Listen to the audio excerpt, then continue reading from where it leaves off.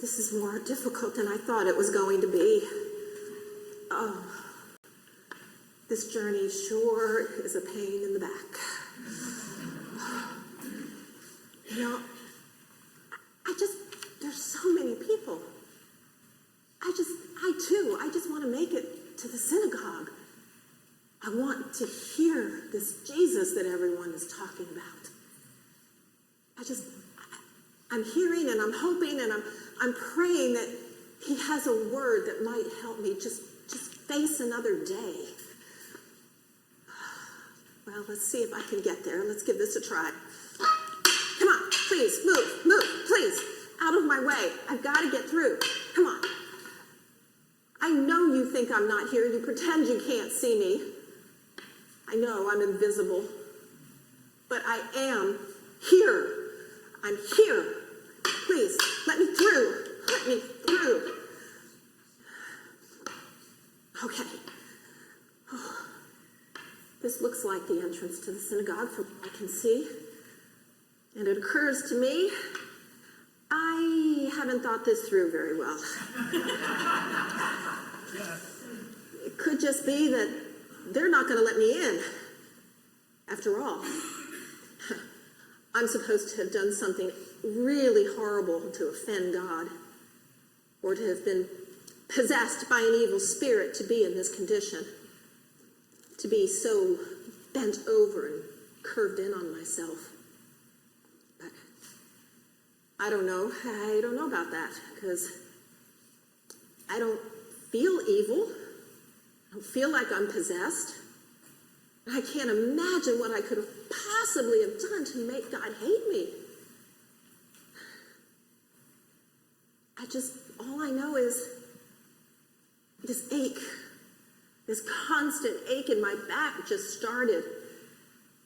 And then my body just curved down, way down, like I was just being pulled to the earth. And no matter how hard I tried, I couldn't stand. And it was then that everyone turned away from me. That was when I became invisible. But, hey, you know what? Maybe being invisible has some advantages. Maybe I can make this work. Because if you're not seen, there's all kinds of things you can get up to. Let's see. I'll just stay against the wall here. So far, so good. I've gotten through the door. I'll just stay right over here in the shadows. Okay. This is a good thing. Oh, I made it. Right. Right here. Right by the grill work that divides the men's section from the women's. And I can hear well from here. They're introducing Jesus. Oh, this man is different. He's very different. He speaks. His voice is so calming, soothing. And he reads the Torah with such authority. What? Whoa, oh, wait a minute. Whoa, what? Is he calling me? Me? He can't be calling me. He shouldn't even be talking to me. I'm a woman. I'm a cripple. Demon-possessed. What's going on? I'm just staying right here. There's no way. There's no way. What? He is calling me. Oh my gosh, what are people going to say? What are they going to think? No, I just can't do this. I can't do this. But, oh, it is me. I know it's me. I know it's me he's calling. I can feel it deep within, like something's about to change. But how can anything change? It's just not possible. Oh, you silly goose. How are you going to know what's possible if you don't move? Come on. Move. Move. Oh, you know?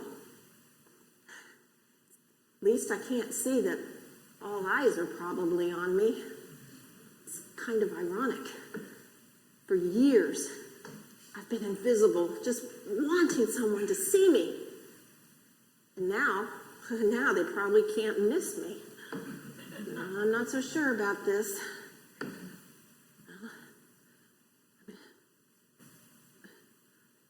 What does he mean I'm freed from my ailment? What? Freed? He touched me. Oh, he touched me. No one touches me. I'm unclean. My back, it doesn't hurt. I feels fine. I think I can stand. I think I can stand. Oh my gosh. I can stand. Oh, praise be to God. I can stand.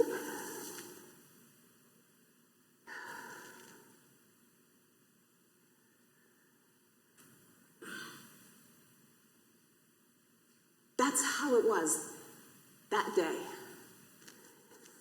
That day that Jesus saw me. He saw me. And he called me, a woman, a cripple. And he touched me. He touched me when no one else would. It was just unbelievable. And there was just this, as I was standing, there was just this moment of complete and utter silence. And then suddenly, everyone was talking and laughing and praising God. Well, and then all the leaders of the synagogue pushed me aside, came up to Jesus, and started lecturing him and chastising him about working on the Sabbath, telling him that he was breaking our laws. Well, actually, he was. He was breaking the laws.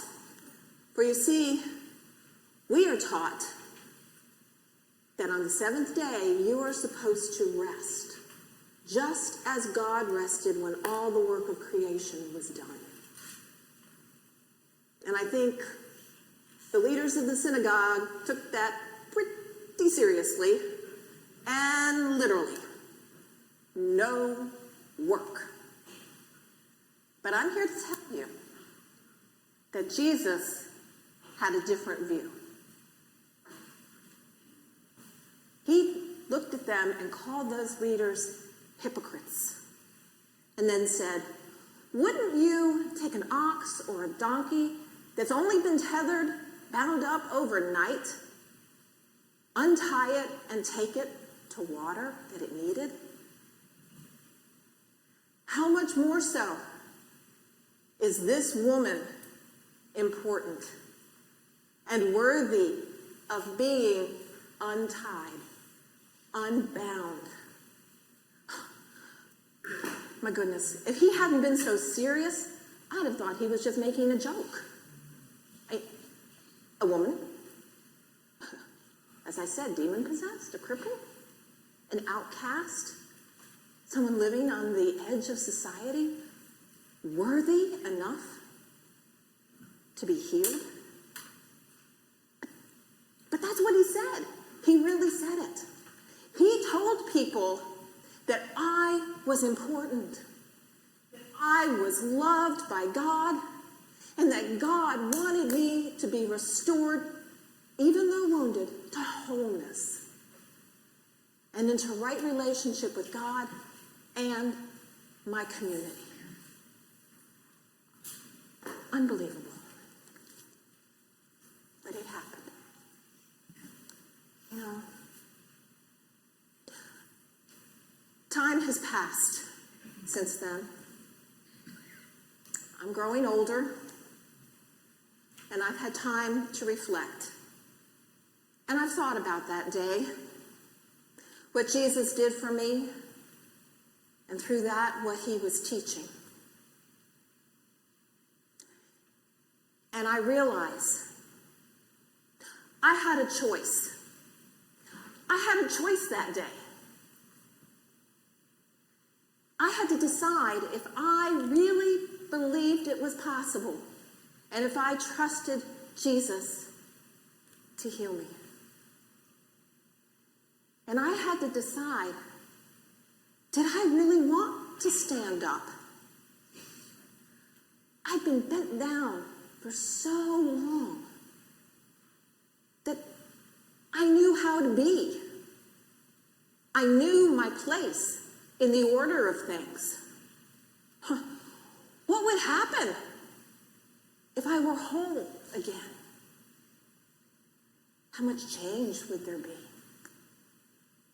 It was amazing how fast all these thoughts went through my mind. It was just a jumble. But I made a choice. I made a choice to let go and to take a risk. And it was then, just as I made that choice, that Jesus reached out and touched me. And I stood upright. And I'll tell you what else I thought. I think everyone who was there that day was freed and empowered, just like I was. I saw my potential. I saw a different way to be. And I think everyone else did too, because they saw that they didn't have to be bound by a tradition that said, follow the rules, and didn't care about God's people. They saw through Jesus that God cares and that we are to care about people and that we can be empowered to live a different life. And I think that's why they were rejoicing that day. They too were unbound.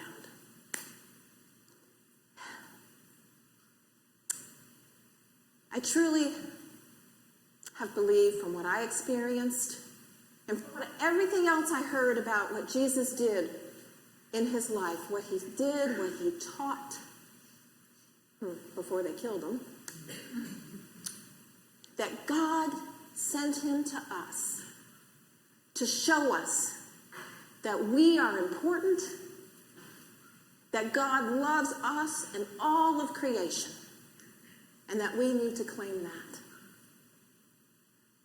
And that we then need to understand that we are seen by God and that we are loved by God. And then help others. I think we need to realize that Jesus came to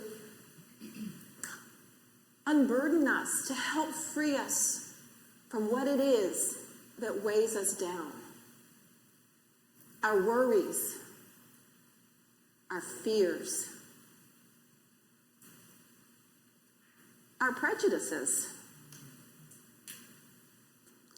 the hurts that we hold on to,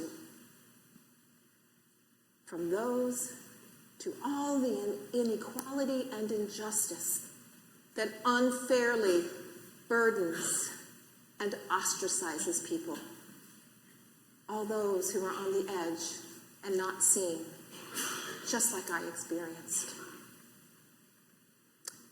Now, I don't know your situations. I don't know the burdens that weigh you down. But I hope that my sharing of my story has helped you to know that you are seen. You are seen. And you are loved by God. I also hope it helps you to know that we are all called to open our eyes and to see